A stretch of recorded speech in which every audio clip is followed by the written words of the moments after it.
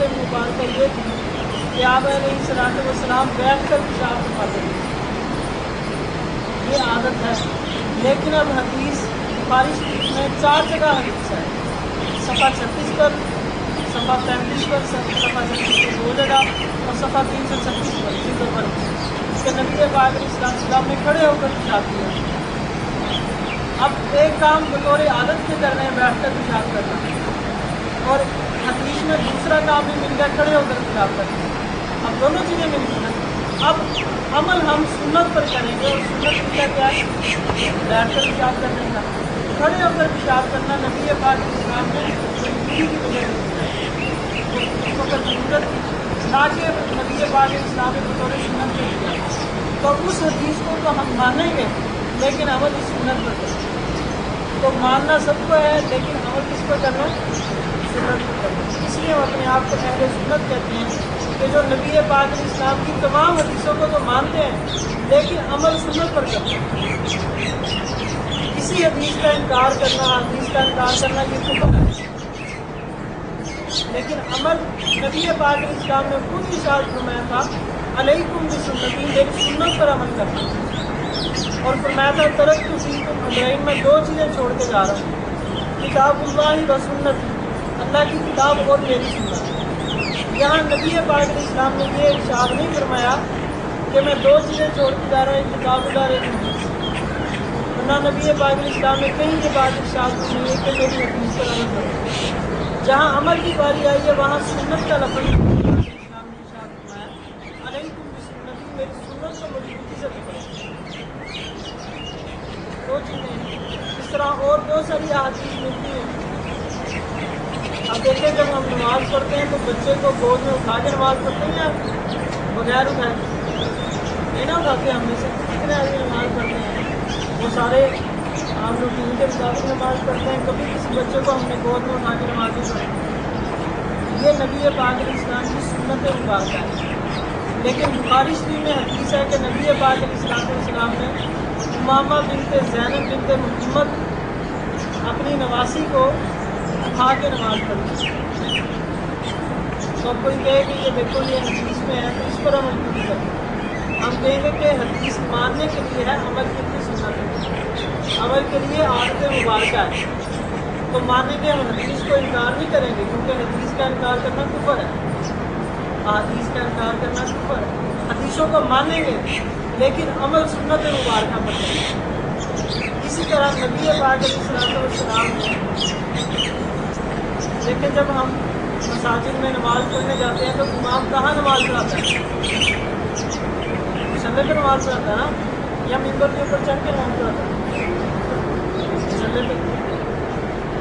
اب دیکھیں حدیث پاک میں بخاری شریف میں حدیث ہے کہ نبی پاک علیہ السلام نے ممبر کے اوپر چڑھ کے نماز پڑھائی،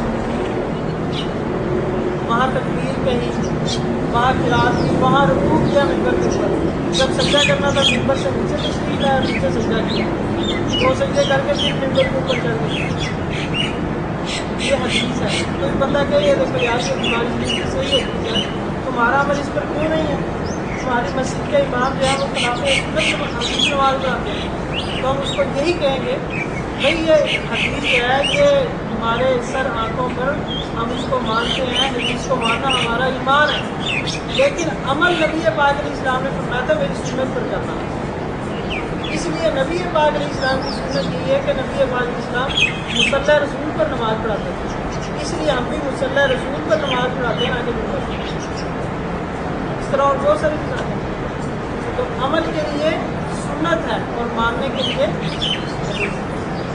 پھر یہاں ایک بات اور ذہن نشین فرما لیجیے کہ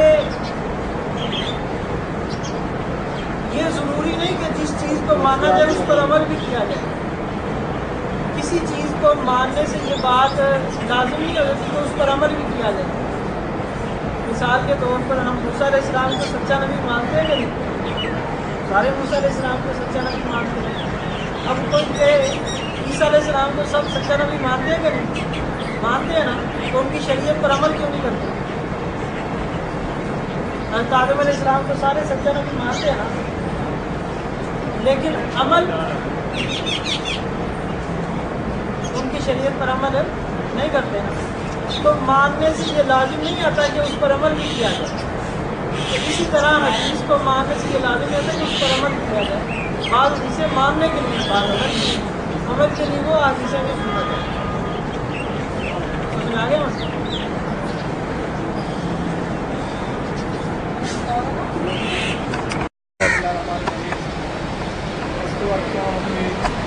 چیز حاصل نہیں کر ڈیڑھ دو سال پہلے مولوی نے 50 سال سے ملاقات ہوئی، جس نے 50 سال میں دعویٰ کیا کہ صحیح مسلم نبی اکرم صلی اللہ علیہ وسلم سے ثابت ہے. آپ نے فرمایا نماز میں رکوع میں جاتے وقت اور رکوع سے ساتھ اٹھاتے وقت جو رفع دان کرتے ہیں ان کی مثال شریر کو نبی دی جاتی ہے. اور اس کے بعد حافظ مسلم شریف سے تقریباً 2 سال پہلے مولوی نے 50 سال سے ملاقات کی، جس نے 50 سال میں دوستوں کے روح کو دعویٰ کیا کہ صحیح مسلم شریف میں نبی اکرم صلی اللہ علیہ وسلم سے ثابت ہے. آپ نے فرمایا نماز میں رکوع میں جاتے وقت رکوع کے ساتھ اٹھاتے وقت جو رفع دان کرتے ہیں ان کی بات شریر کو مقدوم جیسی ہے. امیر سفر کتاب بھی ان کی کتاب کا انہوں نے حوالہ دیا تھا. اس کے بعد میرے پاس مسلم شریف موجود تھی. میں نے انہیں کہا کہ یہ دیکھو باب التشہد میں جو لکھا ہوا ہے وہ نبی اکرم صلی اللہ علیہ وسلم نے تشہد کے بارے میں جانا ہے. ایک منٹ گھر میں آپ. اس کے بعد انہوں نے کہا کہ جو آپ بیان کر رہے ہیں نا یہ آپ کے مکتبے کی چھپی ہوئی کتاب ہے مسلم شریف. ہم اپنے مکتبے میں جائیں گے آپ کو دکھائیں گے. میں اس کے بعد ان دوستوں کو بھی کہتا رہا الحمدللہ آ گیا ہمارے پاس ہم یہ دکھا دیں اپنے بات بھی کریں نا. تو اس کے بعد آپ بات سینے پہ ہاتھ مانگنے کی بات سینے پہ ہاتھ مانگنے کی بات ہوتی ہے کہ مسجد میں بات ہوتی ہے. ٹھیک ہے. اور میں نے کہا تھا آپ کا دعویٰ ہے قرآن اور حدیث. آپ سب سے پہلے قرآن سے دکھائیں کہ سینے پہ ہاتھ مانگنا سنت ہے. میں مان لیتا ہوں انہوں نے قرآن پکڑا. یہی جن کا آپ نام لے رہے ہیں وہ سارے قریب ہیں. قرآن میں اسے تلاش کرتے رہے نہیں ملی. کہتے ہیں بخاری لے آئے, کہتے ہیں یہ بھی قرآن ہے. اسی طرح بات کہتے ہیں جو قرآن میں نہیں جو بخاری میں یہ مان. میں کہ حضرت قرآن میں نہیں آپ لکھ دیں قرآن میں نہیں ہے میں ماننے کے لیے تیار ہوں. پھر آپ بخاری ڈھونڈتے رہے پوری بخاری میں سے آپ یعنی کہ تلاش کرتے رہے یہ حوالہ سینے پہ ہاتھ ماننے کی سنت ہے یا نہیں ہے. ٹھیک ہے. پھر اوپر سے آپ حضرت آ گئے آپ کے والد صاحب. ٹھیک ہے. مسلم کا حوالہ تو دیا تھا لیکن آپ بات جو مین تھی وہ سینے پہ ہاتھ باندھنے کی تھی. یہ بات تو ہوئی تھی میں نے حوالہ کہا تھا لیکن بات تو مین سینے پہ ہاتھ باندھنے کی تھی. حضرت آئے انہوں نے آ کر میری بات پوری تو سنی. حضرت آئے انہوں نے کہا بیٹا چپ کر کے بیٹھ جاؤ. جتنا کام علماء اہل سنت نے کیا اور کس نے کیا بات کو ان کے بڑھانے کی اور اس کو آگے پیچھے کرنے کی ضرورت ہے. آج جو گفتگو ہے نا وہ انہوں نے ہمیں فون کر کے بلایا اور رفع دین کے معاملے میں ترک رفع دین کے معاملے میں انہوں نے بار بار فون کیا ہے کہ آئے آپ بات کریں آپ دکھائیں اپنا ترک رفع دین ہم دکھاتے ہیں آپ کا رفع دین کرنا. لیکن یہ باتیں نہیں اس کا تو میرے سائن ہے کر دکھایا کس کے سامنے سینے پہ بات پوری لکھنی ہو رہے ہیں سینے پہ تذکرہ ہی نہیں ہے.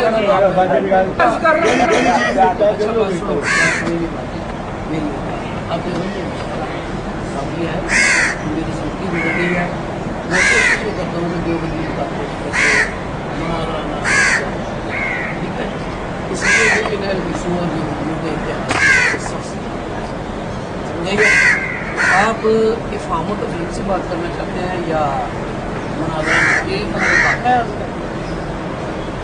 نحمده ونصلي على رسوله الكريم اما بعد فاعوذ بالله من الشيطان الرجيم بسم الله الرحمن الرحيم قال الله جل مجده قد افلح المؤمنون الذين هم في صلاتهم خاشعون وقال رسول الله صلى الله عليه وسلم عليكم بسنتي وسنة الخلفاء الراشدين المهديين. صدق الله العظيم وصدق رسوله النبي الكريم ونحن على ذلك لمن الشاهدين والشاكرين والحمد لله رب العالمين. رب اشرح لي صدري ويسر لي امري واحلل عقدة من لساني يفقهوا قولي. اللهم صل على سيدنا ومولانا محمد وآله وصحبه وسلم كما تحب وترضى عدد ما تحب وترضى. معزز سامعین کرام، شاید آپ حضرات کے علم میں یہ بات ہو یا نہ ہو، آپ کی گوشگوار کرنا چاہتا ہوں کہ آج ہمیں جس مسئلے کے لیے بلایا گیا ہے وہ ایک نماز میں اہم مسئلہ رفع الیدین کے بارے میں ہے۔ ساتھیوں نے کہا تھا کہ بھی ہمیں یہاں کے اہل حدیث حضرات یہ کہتے ہیں تم رفع دین کرو، ترک رفع دین کے بارے میں کوئی حدیث وغیرہ میں اس کا کوئی تذکرہ وغیرہ نہیں ملتا، تو اس مسئلے میں آپ تھوڑی سی ہمیں روشنی ڈالیں۔ اگر رفع دین نہ کرنے کے دلائل ہیں، کچھ اس کی احادیث ہیں، کوئی دلیل ہے، تو آپ ہمیں آ کر بتلائیں۔ ہم نے ان کو بھی دعوت دی ہے۔ تو آج کی مجلس کا موضوع مسئلہ رفع الیدین ہے۔ تو آج کے موضوع میں انشاءاللہ العزیز ہم مختلف انداز میں، نہ یہاں کوئی لڑائی جھگڑا مقصود ہے، نہ کسی کو زیر کرنا مقصود ہے۔ مقصد یہ ہے کہ اللہ کے پاک پیغمبر صلی اللہ علیہ وسلم نے جو ارشاد فرمایا تھا، صلو کما رأیتمونی اصلی، بخاری شریف کی روایت ہے کہ نماز اس طرح پڑھو جس طرح مجھے نماز پڑھتے دیکھتے، کیونکہ اللہ تبارک و تعالیٰ قرآن پاک میں ارشاد فرماتے ہیں من یطع الرسول فقد اطاع اللہ، جس نے رسول اللہ صلی اللہ علیہ وسلم کی اطاعت کی اس نے در حقیقت اللہ کی اطاعت کی ہے۔ اور یہ حکم ہے اطیع اللہ و اطیع رسول، اللہ اور اللہ کے رسول صلی اللہ علیہ وسلم کی اطاعت کرو۔ اب ہر مسئلے میں نبی پاک علیہ الصلوۃ والسلام کی اطاعت کرنی ہے۔ اب اس مسئلے میں بھی دیکھنا ہے کہ نبی پاک صلی اللہ علیہ وسلم کا اس بارے میں کیا عمل ہے، نبی پاک علیہ الصلوۃ والسلام کے پاک باز صحابہ کا اس بارے میں کیا موقف ہے کہ آیا کہ انہوں نے ساری زندگی نماز میں رفع الیدین کیا یا نبی پاک علیہ الصلوۃ والسلام نے رفع الیدین چھوڑ دیا۔ تو اس بارے میں سب سے پہلے یہ دیکھیں، میرے ہاتھ میں یہ مشکات شریف حدیث کی مشہور کتاب ہے۔ مشکات شریف حدیث کی بات تو طے بھی نہیں ہو رہی تھی، آپ نے تقریر شروع کر دی کہ ایسی یہ مکارانہ شروع کر دی۔ مطلب ہے پہلے مجھ سے بات تو کر لیں، پہلے آپ نے کتابیں شروع کر دی ہیں، پہلے مجھ سے بات کر لیں کہ کیا مناظرہ ہونا ہے یا آپ نے یہ کتاب رکھی، پہلے اس پر بات کریں۔ آپ نے وہ تصویر والا بھی سسٹم شروع کر دیا ہے، کیا یہ لوگوں پہ جعلی عکس ڈالنے کے لیے کر رہے ہیں آپ؟ میں نے پہلے آپ سے گفتگو کی ہے کہ ہمارا، آپ نے مجھے مکارانہ گفتگو کہہ دیا پہلے نہیں، یہ میں نے قرآن پڑھا ہے، حدیث پڑھی ہے، پہلے ان کی بات تو سنو جو وہ آپ تو سنی نا، میری تو پہلے آپ نے کتاب شروع کر دی، یہ کتابوں کا روح مجھ ڈال رہے ہیں۔ میں تو حدیث سنا رہا ہوں، لوگوں کو پتہ چلے، انہوں نے ہمیں اس لیے بلایا ہے، پہلے آپ نے بات شروع کر دی، میری سنی، انہوں نے اس لیے بلایا ہے کہ مولانا صاحب مناظرہ ہے، چلیں ٹھیک ہے۔ تو یہ میرے ہاتھ میں مشکات شریف حدیث پاک کی مشہور کتاب ہے۔ یہ مشکات شریف، اس کا حاشیہ لکھنے والا کوئی عام آدمی نہیں، علماء اہل حدیث میں اس کا مقام اسی طرح ہی ہے جس طرح ہمارے ہاں امام ابو حنیفہ رحمہ اللہ کا مقام ہے۔ یہ اس کو اتنا اونچا بلند مرتبہ مقام دیتے ہیں جس کا نام ناصر الدین البانی ہے، اور حدیث کی صحت اور ضعیف ہونے میں اس کا حوالہ دیا جاتا ہے۔ 10 منٹ اس کا حوالہ دیا جاتا ہے کہ یہ فلان محدث ناصر الدین البانی نے اس روایت کو صحیح کہا، ناصر الدین البانی نے اس روایت کو ضعیف کہا۔ تو اس میں صفحہ 254 پر حدیث پاک موجود ہے، ان علقمہ قال قال لنا ابن مسعود رضی اللہ تعالیٰ عنہ، حضرت علقمہ رضی اللہ تعالیٰ عنہ جو صحابی رسول حضرت عبداللہ بن مسعود رضی اللہ تعالیٰ عنہ کے شاگرد خاص ہیں، وہ کہتے ہیں کہ حضرت عبداللہ بن مسعود رضی اللہ تعالیٰ نے ارشاد فرمایا، الا اصلی بکم صلاۃ رسول اللہ صلی اللہ علیہ وسلم، کیا میں تم لوگوں کو نبی پاک علیہ الصلوۃ والسلام کی نماز نہ پڑھ کے دکھاؤں کہ نبی پاک علیہ السلام کی نماز کیسی تھی؟ فصلا، پھر انہوں نے پڑھ کے دکھائی کہ آقا دو جہاں حبیب کبریا احمد مجتبیٰ صلی اللہ علیہ وسلم کی نماز کیسی تھی؟ ولم یرفع یدیہ الا مرۃ واحدۃ مع تکبیرۃ الافتتاح، تو انہوں نے سوائے پہلی تکبیر کے جو شروع نماز میں ہم تکبیر کہتے ہیں، اس کے علاوہ کہیں بھی رفع الیدین نہیں کیا۔ اور اس کے حاشیے میں یہ خود غیر مقلد عالم لکھتے ہیں کہ یہ حدیث صحیح ہے، اس کے حاشیے میں اس کو انہوں نے تسلیم کیا ہے کہ یہ حدیث صحیح ہے۔ اب اس کے بعد یہ میرے ہاتھ میں مسند حمیدی 10 منٹ ہو رہا ہے جی، ہو رہا ہے، مسند حمیدی صفحہ 316، اس میں نبی پاک علیہ الصلوۃ والسلام کی حدیث مبارکہ ہے۔ حضرت عبداللہ بن عمر رضی اللہ تعالیٰ عنہ نقل کرتے ہیں کہ نبی پاک علیہ الصلوۃ والسلام شروع نماز میں رکوع جاتے، شروع نماز میں رفع دین کرتے، پھر رکوع جاتے اور رکوع سے سر اٹھاتے وقت رفع دین نہ کرتے، اور نہ ہی سجدوں میں رفع دین کرتے تھے۔ یہ مسند حمیدی کون ہے؟ یہ امام بخاری رحمہ اللہ کے استاد ہیں، امام بخاری رحمۃ اللہ علیہ کے استاد کی کتاب ہے، اور امام بخاری رحمۃ اللہ علیہ اپنی صحیح بخاری میں جو پہلی حدیث لے کر آئے ہیں وہ اپنے اس استاد کی سند کے ساتھ لے کر آئے ہیں۔ تو انہوں نے بھی یہاں نقل کیا، حضرت عبداللہ بن عمر رضی اللہ عنہ فرماتے ہیں کہ نبی پاک علیہ السلام شروع نماز میں جس طرح حنفی سنی شروع نماز میں رفع دین کرتے ہیں، نہ رکوع جاتے رفع دین کرتے ہیں، نہ رکوع سے سارے اٹھاتے رفع دین کرتے ہیں، اسی طرح یہ بھی کہتے ہیں کہ اللہ کے پاک پیغمبر کا یہی عمل ہے کہ اللہ کے پاک پیغمبر صلی اللہ علیہ وسلم صرف شروع نماز میں رفع دین کرتے، نہ رکوع جاتے رفع دین کرتے، اور نہ رکوع سے سر اٹھاتے رفع دین کرتے، اور نہ سجدوں میں رفع دین کرتے۔ پھر یہ میرے ہاتھ میں مسند ابی حنیفہ، اس کے دو نسخے ہیں۔ ایک نسخہ یہ، اس میں صفحہ 156 پر حضرت براء بن عازب رضی اللہ تعالیٰ عنہ کی حدیث، وہ فرماتے ہیں امام شافعی رحمہ اللہ یہ تابعی ہیں، وہ کہتے ہیں سمعت البراء بن عازب، میں نے براء بن عازب رضی اللہ تعالیٰ عنہ کو فرماتے سنا۔ کیا فرما رہے تھے؟ کان رسول اللہ صلی اللہ علیہ وسلم، کہ نبی پاک علیہ الصلوۃ والسلام اذا افتتح الصلاۃ رفع یدیہ، جب نماز شروع کرتے تو اس وقت رفع دین کرتے، حتی یحاذی منکبیہ لا یعود یرفعہما حتی یسلم من صلاتہ، پھر سلام پھیرنے تک دوبارہ رفع دین نہ کرتے، سلام پھیرنے تک دوبارہ رفع دین نہ کرتے۔ اب اس کے بعد یہ مسند ابی حنیفہ کا دوسرا نسخہ،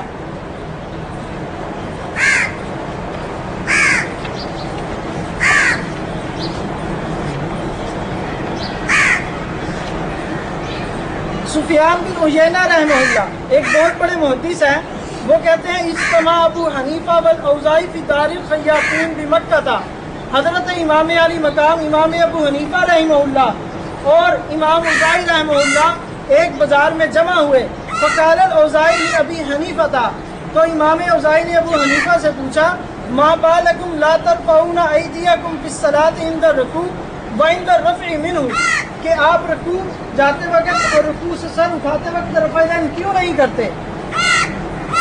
فقال ابو حنیفہ، امام ابو حنیفہ رحمہ اللہ نے فرمایا لیجلی انہ لم یصح عن رسول اللہ صلی اللہ علیہ وسلم انہ کان یرفع یدیہ اذا افتتح الصلاۃ وعند الرکوع وعند الرفع منہ، فقال له ابو حنیفہ حدثنا حماد عن ابراہیم عن علقمہ والاسود عن عبد اللہ ابن مسعود ان رسول اللہ صلی اللہ علیہ وسلم کان لا یرفع یدیہ الا عند افتتاح الصلاۃ ولا یعود لشیء من ذلک، کہ نبی پاک علیہ الصلوۃ والسلام کا عمل مبارک یہ تھا کہ آقا دو جہاں حبیب کبریا احمد مجتبیٰ صلی اللہ علیہ وسلم صرف شروع نماز میں رفع دین کرتے، اس کے علاوہ رفع دین نہ کرتے۔ تو یہ بات سن کر امام ابو حنیفہ رحمہ اللہ کی حدیث سن کر امام اوزاعی رحمہ اللہ خاموش ہو گئے، فسکت الاوزاعی، وہ اس پر خاموش ہو گئے۔ اب آگے چلیے، یہ میرے ہاتھ میں مصنف ابن ابی شیبہ، یہ بھی حدیث پاک کی مشہور کتاب ہے، یہ کوئی عام آدمی نہیں، یہ بہت بڑا محدث ہے، اور یہ محدثین کے امیر المومنین امام بخاری رحمہ اللہ کا استاذ ہے۔ امام بخاری رحمہ اللہ نے 18 حدیثیں ان کی سند کے ساتھ صحیح بخاری میں نقل کی ہیں، تو اس میں ابن ابی شیبہ رحمہ اللہ نے صفحہ 200 اس میں ایک عنوان قائم کیا، من کان یرفع یدیہ فی اول تکبیرۃ ثم لا یعود، کہ ان لوگوں کے دلائل جو کہتے ہیں صرف شروع نماز میں رفع دین کرنی، اس کے علاوہ رفع دین نہیں کرنی۔ حدثنا ابو بکر قال حدثنا وکیع عن ابن ابی لیلۃ عن الحکم وعیسیٰ وعن عبد الرحمن بن ابی لیلہ عن البراء بن عازب ان النبی صلی اللہ علیہ وسلم کان اذا افتتح الصلاۃ رفع یدیہ ثم لا یرفعہما حتی یفرغ، نبی پاک علیہ الصلوۃ والسلام صرف شروع نماز میں رفع دین کرتے، پھر سلام پھیرنے تک رفع دین نہ کرتے، جس طرح اہل سنت والجماعت حنفی لوگ صرف شروع نماز میں رفع دین کرتے ہیں اور اس کے علاوہ سلام پھیرنے تک رفع دین نہیں کرتے۔ یہ اللہ کے پاک پیغمبر صلی اللہ علیہ وسلم کا عمل ہے، اس پر میں نے احادیث پیش کی ہیں اور آگے سنیے۔ حدثنا وکیع عن سفیان عن عاصم بن کلیب عن عبد اللہ بن اسود عن علقمۃ عن عبد اللہ قال الا اریکم صلاۃ رسول اللہ صلی اللہ علیہ وسلم فلم یرفع یدیہ الا مرۃ۔ اس میں بھی یہی ہے کہ نبی پاک علیہ الصلوۃ والسلام کا جو نماز کا عمل تھا وہ یہی تھا کہ شروع نماز میں رفع دین کرتے، اس کے علاوہ رفع دین نہ کرتے۔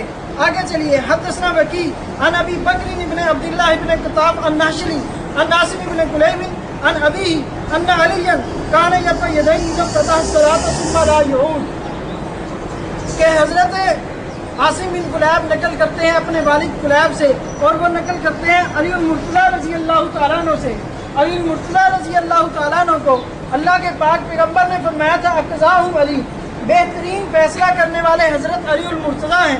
حضرت علی المرتضیٰ رضی اللہ تعالیٰ عنہ نے اپنے عمل سے فیصلہ کر دیا کہ نماز میں صرف شروع میں رفع دین کرنا، اس کے علاوہ رفع دین نہیں کرنا۔ اللہ کے پاک پیغمبر نے حضرت علی رضی اللہ تعالیٰ عنہ کو حاکم بنایا۔ ہم نے حضرت علی المرتضیٰ رضی اللہ تعالیٰ عنہ کے فیصلے کو، عملی فیصلے کو تسلیم کرتے ہوئے ہم نے بھی یہ موقف اختیار کیا کہ شروع میں رفع دین کرنا ہے نماز میں، باقی اس کے علاوہ رفع دین۔ اب آگے چلیے۔ حدثنا وکیع عن مسر عن ابی معشر عن ابراہیم عن عبد اللہ انہ کان یرفع یدیہ فی اول ما یستفتح ثم لا یرفعہما۔ حضرت عبداللہ بن مسعود رضی اللہ تعالیٰ عنہ، یہ وہ صحابی رسول ہیں کہ اللہ کے پاک پیغمبر نے ارشاد فرمایا کہ عبداللہ بن مسعود جس چیز سے راضی ہیں میں بھی اس چیز سے راضی ہوں، اور عبداللہ بن مسعود جس چیز سے ناراض ہیں میں بھی اس سے ناراض ہوں۔ اور عبداللہ بن مسعود رضی اللہ تعالیٰ کے بارے میں اللہ کے پاک پیغمبر نے فرمایا، صحیح بخاری میں روایت ہے، استقریء القرآن من اربعۃ، 4 آدمیوں سے قرآن سیکھو۔ سب سے پہلے فرمایا کہ عبداللہ بن مسعود سے سیکھو، یہ قرآن کے سب سے زیادہ جاننے والے ہیں۔ ان کا عمل کیا تھا؟ ان کا عمل بھی یہی تھا کہ وہ صرف شروع نماز میں رفع دین کرتے، اس کے علاوہ سلام پھیرنے تک کہیں رفع دین نہ کرتے۔ آگے چلیے۔ حدثنا ابن مبارک عن اشعث عن الشعبی انہ کان یرفع یدیہ فی اول تکبیر ثم لا یرفعہما، کہ حضرت عبداللہ بن مسعود حضرت براء بن عازب رضی اللہ تعالیٰ کے شاگرد امام شافعی رحمہ اللہ کا بھی عمل یہی ہے کہ وہ صرف شروع نماز میں رفع دین کرتے، اس کے علاوہ رفع دین نہ کرتے۔ اور یہ دیکھیے، اس کے بارے میں تھوڑا عرض کرتا چلا جاؤں، اس میں اہل سنت والجماعت احناف کا موقف یہ ہے کہ جس طرح ابتدائی اسلام میں بہت سارے کام ہوئے لیکن وہ بعد میں منع اور منسوخ ہو گئے۔ ہو گیا ٹائم۔ نحمدہ و نصلی علی رسولہ الکریم، اللہم صلی علی محمد وعلی آل محمد کما صلیت علی ابراہیم وعلی آل ابراہیم انک حمید مجید، اللہم بارک علی محمد وعلی آل محمد کما بارکت علی ابراہیم وعلی آل ابراہیم انک حمید مجید، اللہم وفقنا لما تحب وترضى۔ قال اللہ تعالی قل ان کنتم تحبون اللہ فاتبعونی یحببکم اللہ ویغفر لکم ذنوبکم واللہ غفور رحیم۔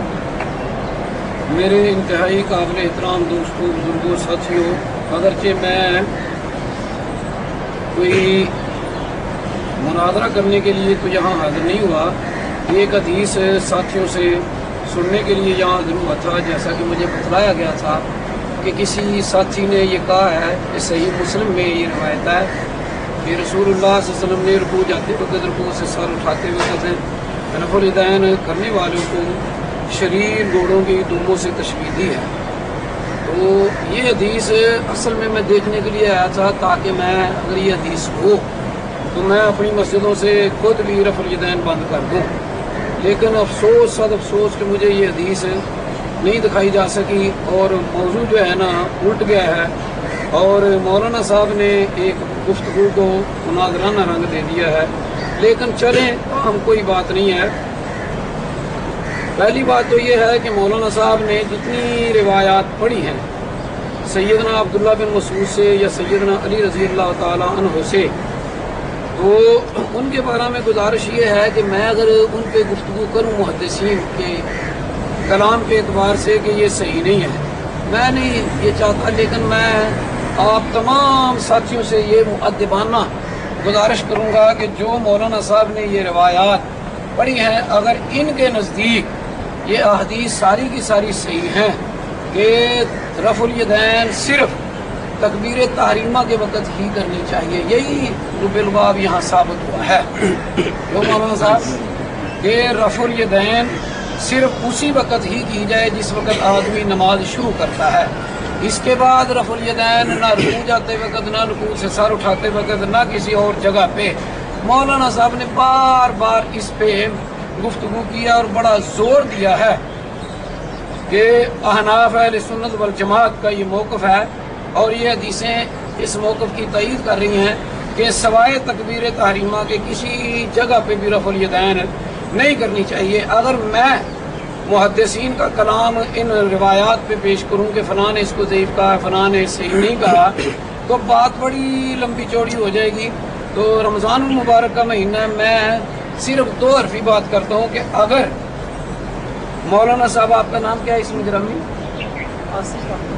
مولانا آصف احمد نے جو یہ بڑے زور و شور سے یہ روایتیں پیش کی ہیں کہ تکبیر تحریمہ کے وقت ہی رفع الیدین کی جائے، اس کے علاوہ کسی اور مقام پہ رفع الیدین نہ کی جائے، تو میں انہی سے سوال کرتا ہوں اللہ کا واسطہ دے کر کہ اگر ان کے نزدیک یہ روایتیں ساری کی ساری صحیح ہیں اور ان کے موقف کی یہ تائید کرتی ہیں، تو مجھے مؤدبانہ گزارش ہے یہ بتلایا جائے کہ جس وقت یہ تمام احناف مولانا آصف صاحب بھی جب وطروں کی نماز شروع کرتے ہیں، پڑھتے ہیں، تو ایک دفعہ تو وطروں کی تکبیر تحریمہ میں رفع الیدین کرتے ہیں، اور پھر جس وقت تیسری رکعت ہوتی ہے تو قنوت سے پہلے، ساری دنیا جانتی ہے، قنوت سے پہلے مولانا آصف صاحب بھی اور تمام احناف میرے بزرگ یہ ایک دفعہ رفع الیدین کر کے ہاتھ باندھتے ہیں تو پھر دعائے قنوت کرتے ہیں، ساری دنیا جانتی ہے۔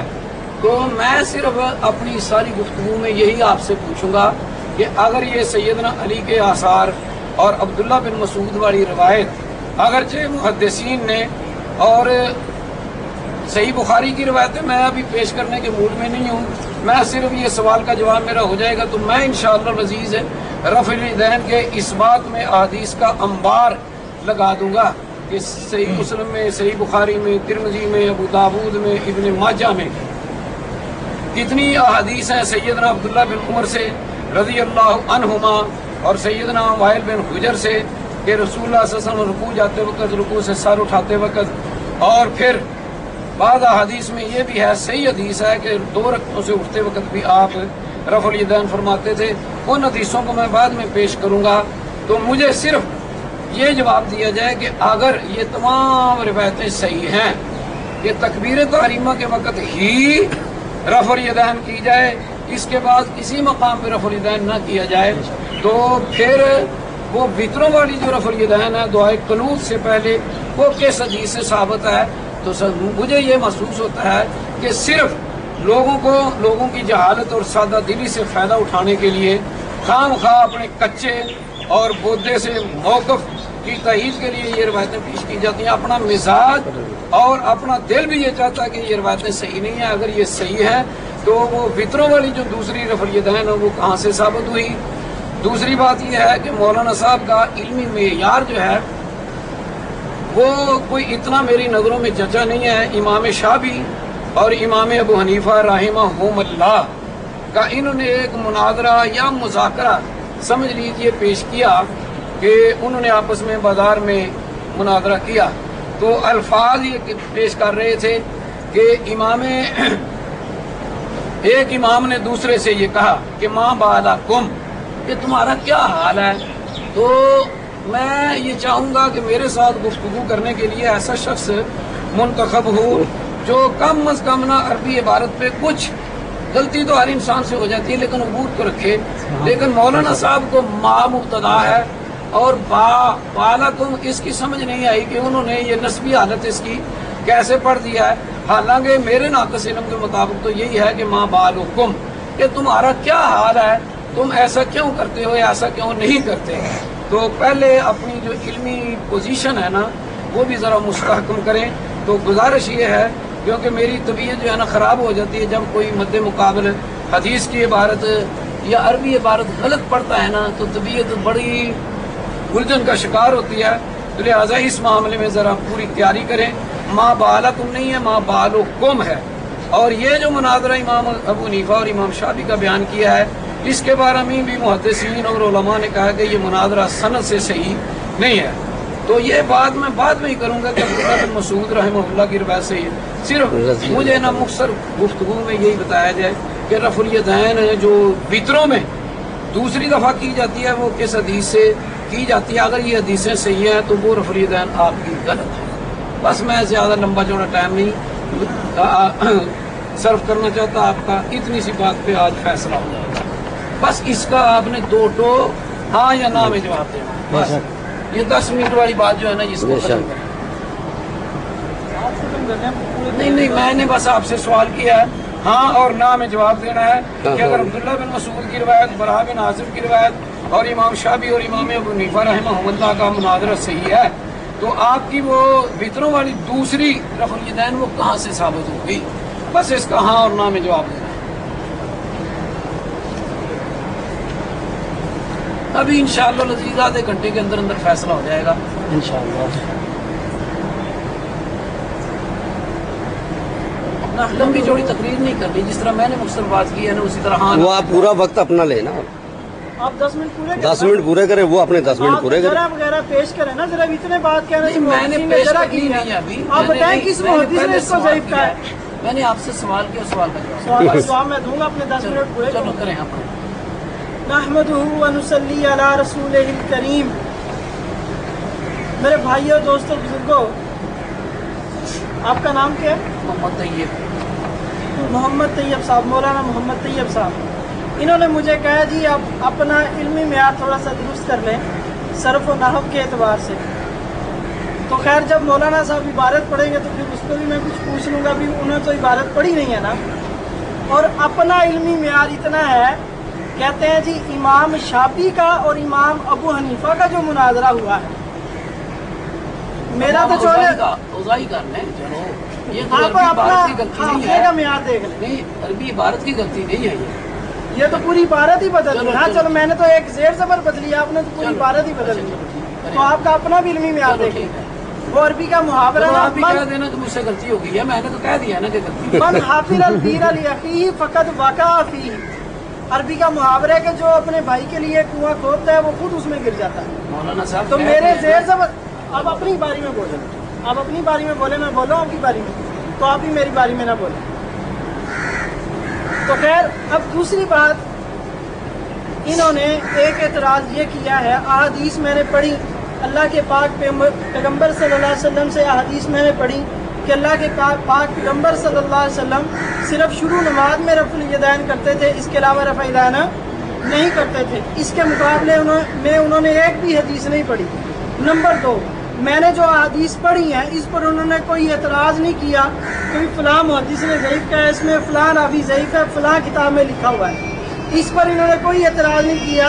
बस खाली कह दिया जी अगर मैं एतराज़ात करने लगूँ तो वक्त बहुत गुजरेगा, बहस तवील हो जाएगी, तो आप करें ना एतराज़, आपको किसने मना किया है?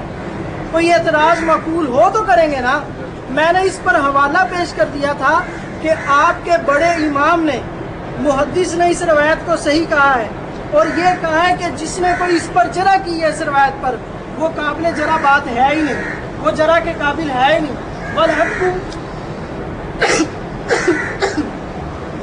वलहक्कु अन्नहु हदीसुन सहीहुन, हक बात यह है कि ये हदीस सही है।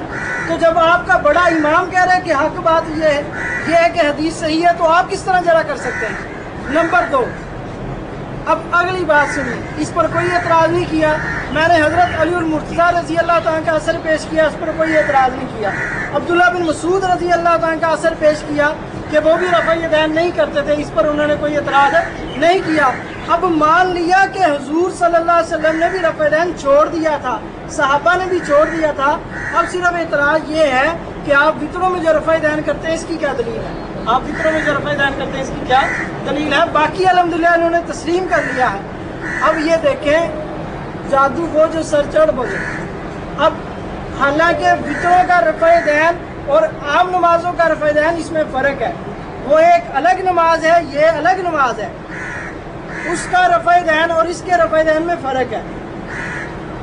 लेकिन वित्रों का रफ़ा दैन यहाँ मौजू नहीं है, वित्रों का रफ़ा दैन मौजू नहीं है। लेकिन इनके मुतालबे पर कि आप किस दलील से वित्रों में रफ़ा दैन करते हैं, तो वो मैं दलील मुसन्नफ इब्न अबी शैबा जिल्द 2 मेरे हाथ में मौजूद है। इसका सफ़ा नंबर 206, सफ़ा नंबर 206 बाब क्या है? फ़ी रफ़्इल यदैन फ़ी कुनूतिल वित्री, फ़ी रफ़्इल यदैन फ़ी कुनूतिल वित्री, के वितर के कुनूत में रफ़ा दैन करना, वितर के कुनूत में रफ़ा दैन करना। इसमें उन्होंने हदीस नकल की, हदसना मुआविया इब्न हश्शाम क़ाल हदसना सुफ़यान अन लैस अन अब्दुर्रहमान इब्न अस्वद अन अबीही अन अब्दुल्लाह इब्न मसूद रज़ियल्लाहु तआला अन्हु अन्नहु काना यरफ़उ यदैहि फ़ी कुनूतिल वित्री, कि हज़रत अब्दुल्लाह बिन मसूद रज़ियल्लाहु तआला अन्हु कुनूत वितर में रफ़ा दैन करते थे, कुनूत वितर में रफ़ा दैन करते थे। इसलिए हमारा जो भी अमल है, हम अगर रफ़ा दैन करते हैं उसकी भी हदीस हमारे पास मौजूद है, और अगर रफ़ा दैन नहीं करते तो उसकी भी दलील हमारे पास है, अल्हम्दुलिल्लाह मौजूद है। अब आगे चलिए, मैं ये सुनन नसाई हदीस पाक की मशहूर किताब सिता की मशहूर किताब है, ठीक है। सुनन नसाई शरीफ, सुनन नसाई शरीफ में इमाम नसाई रहमहुल्लाह ने रफ़ल यदैन के मसले को बड़े अच्छे तरीके से समझाया है कि आमी से आमी आदमी भी इस मसले को समझ सकता है। इमाम नसाई रहमतुल्लाह तआला अलैह ने एक बाब कायम किया, बाबू रफ़ल यदैन लिस्सुजूद, के सजदों में रफ़ा दैन करना, और उसके तहत 3 हदीसें नकल की हैं। कितनी हदीसें? 3 हदीसें नकल की हैं, मैं आपको सुनाता हूँ। सफ़ा 361, सफ़ा 300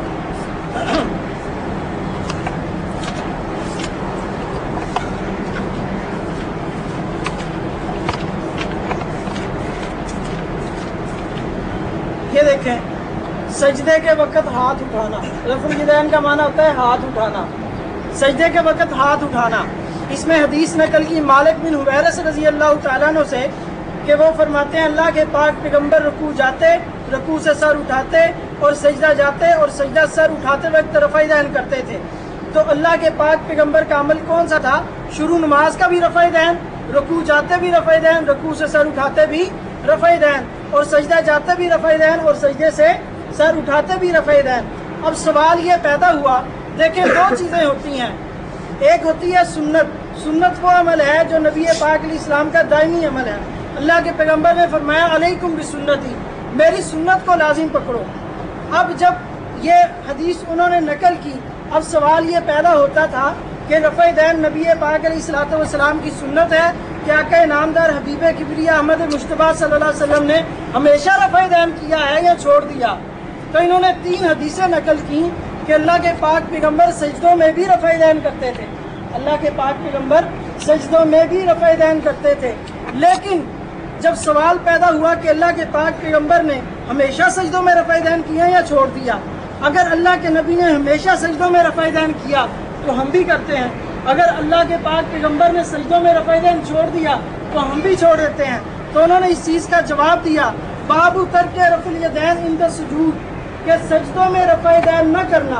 और उसमें हदीस लेकर आए हज़रत अब्दुल्लाह बिन उमर रज़ियल्लाहु तआला अन्हु से कि अल्लाह के पाक पैगम्बर शुरू नमाज में रफ़ा दैन करते, रुकू जाते रफ़ा दैन करते, रुकू से सर उठाते रफ़ा दैन करते, ला यफ़अलु ज़ालिका फ़िस सुजूद, और सजदों में रफ़ा दैन न करते।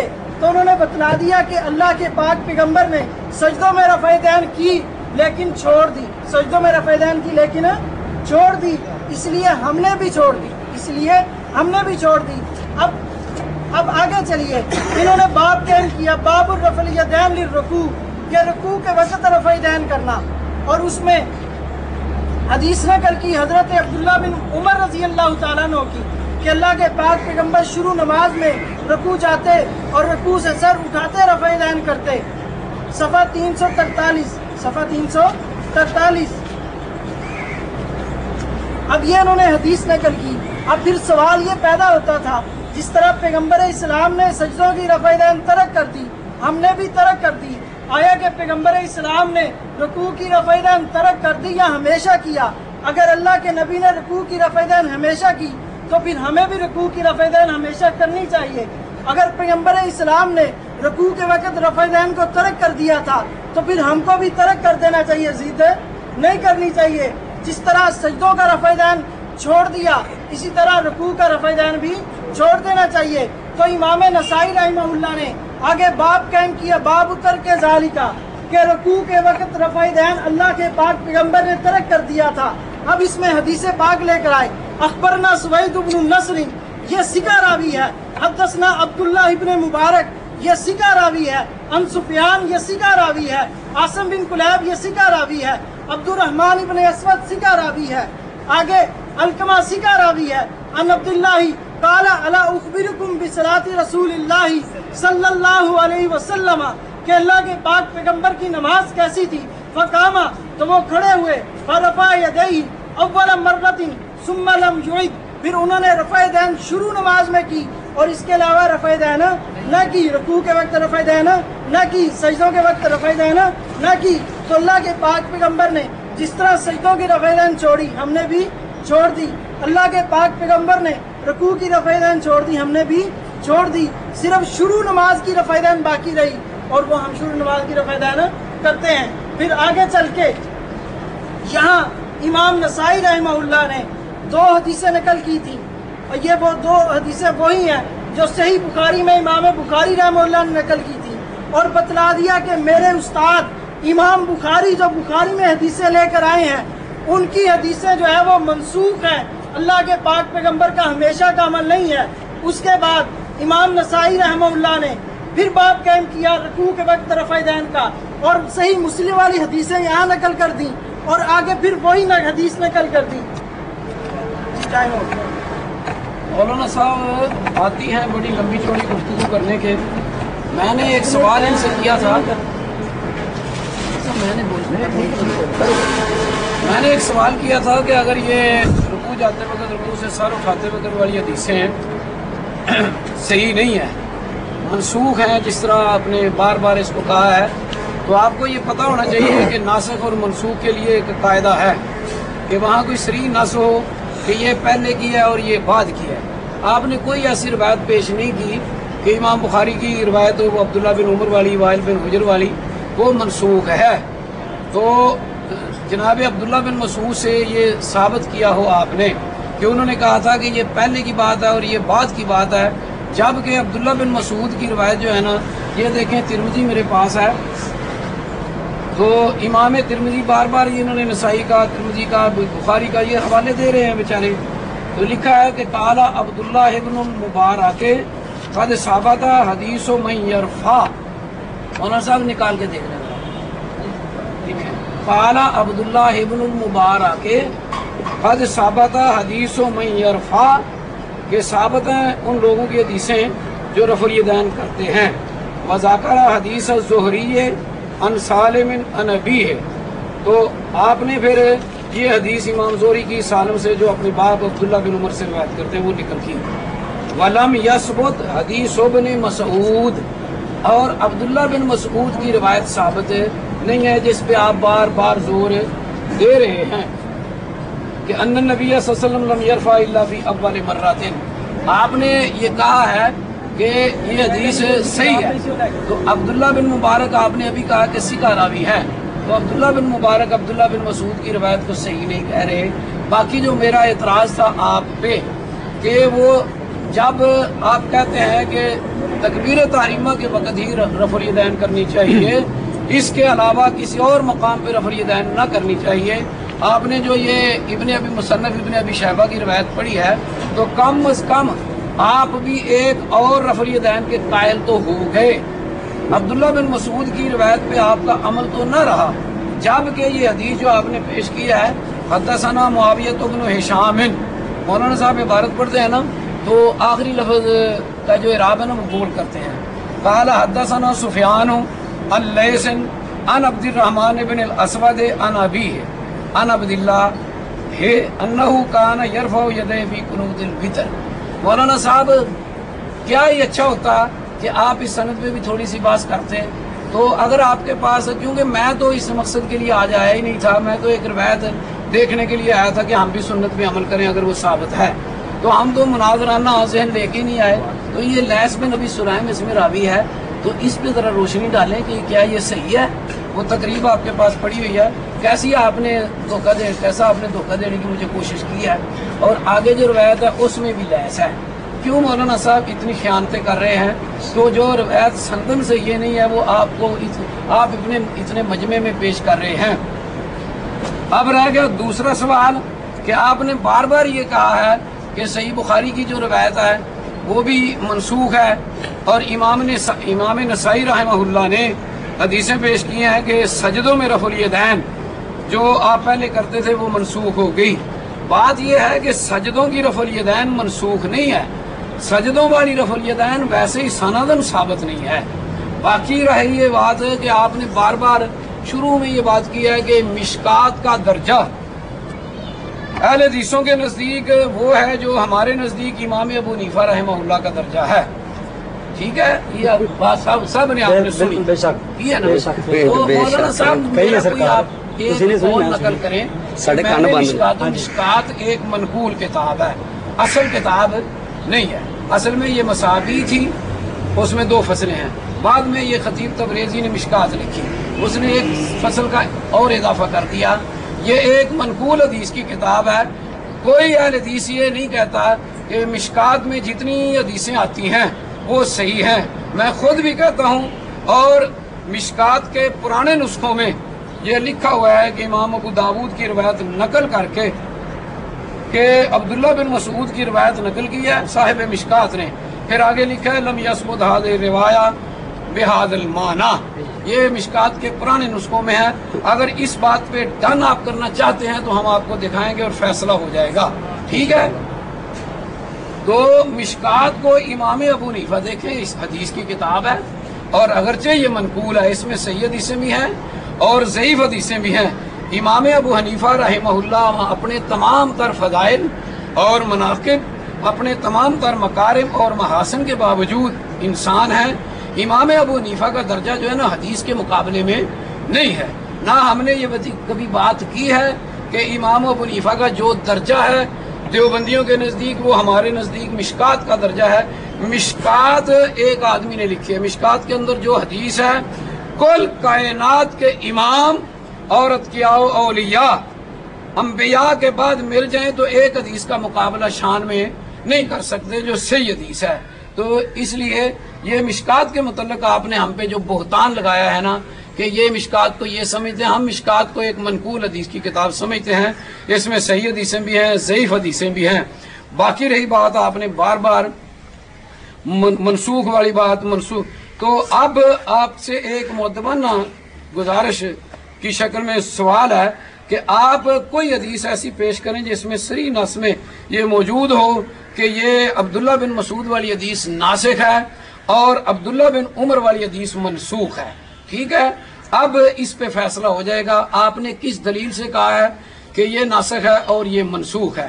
खामखा एक अपनी तरफ से बोहतान करते हैं और दूसरों पे लगाने की कोशिश करते हैं। इमाम नसाई का ये मौक़िफ़ बयान कर दें कि इमाम नसाई ने ये कहा हो कि अब्दुल्ला बिन उमर वाली रवायत या वाइल बिन हुजर वाली हदीस ये मनसूख है और अब्दुल्ला बिन मसूद वाली रवायत जो है ना ये नासिख है। चलो मैं फिर भी मान लेता हूँ कि इमाम नसाई से ये साबित कर दें कि उन्होंने इसको मनसूख। बाकी रहा आपने ये कहा कि बाब बांधा है, बाब बांधा है हदीस मल्लम यरफा। किसी का कोई आदमी बाब बांध देता है ना कोई मुहद्दिस है कि उस बाब से ना तो मुहद्दिस का अपना मौक़िफ़ साबित होता है और ना ही उससे कोई मसला ऐसा काबिल हुज्जत। जैसा बाब का मतलब ये है कि ये बाब बांधा है, इसके तहत ये हदीस आई है, इस हदीस को अपने तौर पे परख लिया जाए और बाब बांध दिया है ताकि इस हदीस से ये मसला जो है ना जो लोग निकालने की कोशिश करते हैं, क्योंकि मुहद्दिसीन इंतहाई इंसाफ पसंद लोग हैं, इन्होंने बड़ी अरकरेजी से मेहनत की है, उन्होंने एक एक बात को अच्छे तरीके से बयान किया है।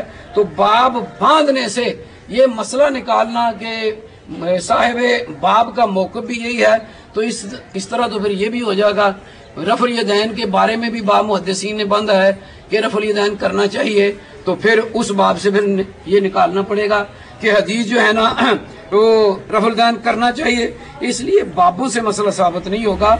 आप कोई एक हदीस पेश करें जिससे ये साबित हो रहा हो कि ये नासख है और ये मनसूख है।